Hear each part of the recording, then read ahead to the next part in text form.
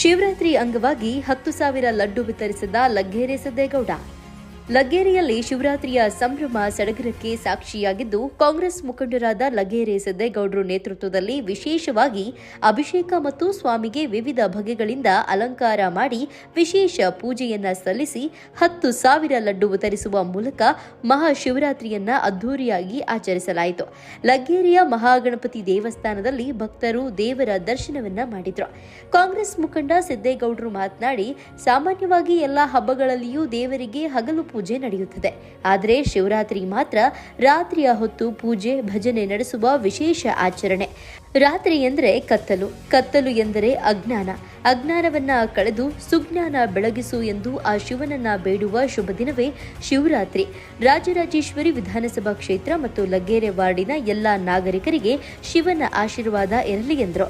ಈ ಸಂದರ್ಭದಲ್ಲಿ ಕಾಂಗ್ರೆಸ್ ಯುವ ನಾಯಕಿ ಕುಸುಮ, ಜಿಲ್ಲಾಧ್ಯಕ್ಷ ಹನುಮಂತ ರಾಯಪ್ಪ, ನಿಕಟಪೂರ್ವ ಬಿಬಿಎಂಪಿ ಸದಸ್ಯ ಲಗ್ಗೆರೆ ಸಿದ್ದೇಗೌಡ, ಯುವ ಕಾಂಗ್ರೆಸ್ ಮುಖಂಡ ಸಂತೋಷ್ ಸಿದ್ದೇಗೌಡ, ಮಾಜಿ ಬಿಬಿಎಂಪಿ ಸದಸ್ಯರಾದ ಮಂಜುಳಾ ನಾರಾಯಣಸ್ವಾಮಿ, ವೇಲು ನಾಯಕ್, ಆಶಾ ಸುರೇಶ್, ಕಾಂಗ್ರೆಸ್ ಮುಖಂಡರಾದ ರಮೇಶ್ ಗೌಡ್ರು, ನಾರಾಯಣಸ್ವಾಮಿ ಸೇರಿದಂತೆ ಇನ್ನು ಅನೇಕ ಮುಖಂಡರು ದೇವರ ದರ್ಶನವನ್ನ ಪಡೆದರು.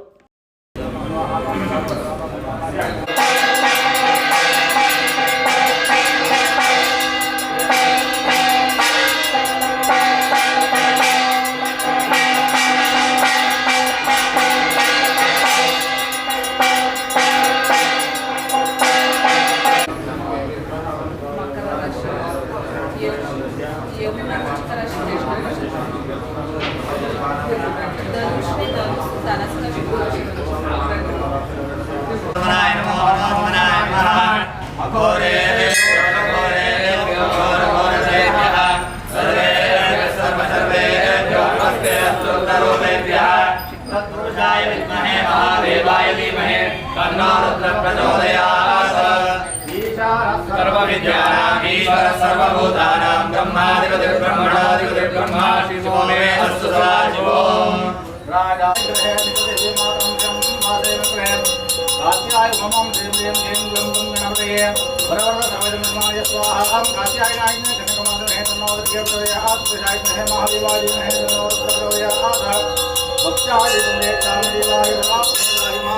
नरकात् दूरात् विवेज्योतिर्मासदे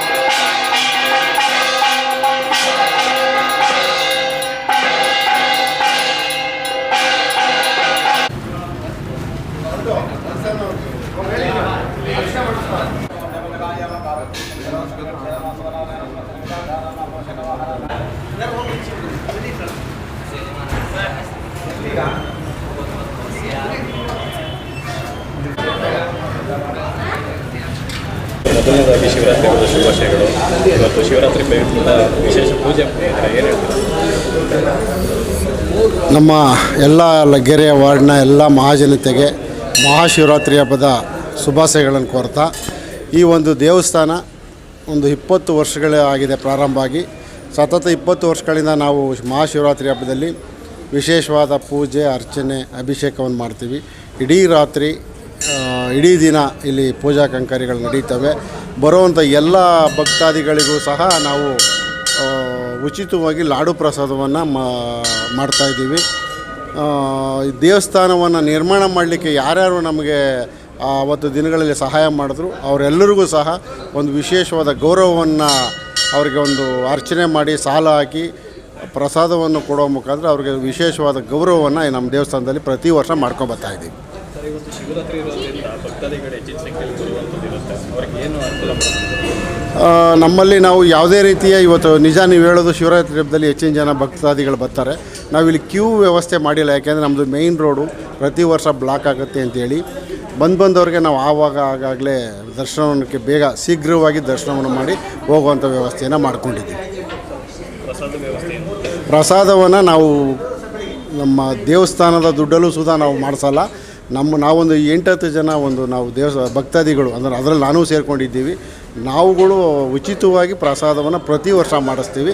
ದೇವಸ್ಥಾನದ ಕಮಿಟಿ ದುಡ್ಡಲ್ಲಾಗಲಿ ಟ್ರಸ್ಟ್ ದುಡ್ಡಲ್ಲಾಗಲಿ ಪ್ರಸಾದವನ್ನು ನಾವು ಮಾಡಲ್ಲ. ಸರ್, ಇವತ್ತು ಎಷ್ಟು ಜನ ಭಕ್ತಾದಿಗಳು ದೇವರ ದರ್ಶನದಲ್ಲಿ ಪಾಲ್ಗೊಳ್ತಾರೆ?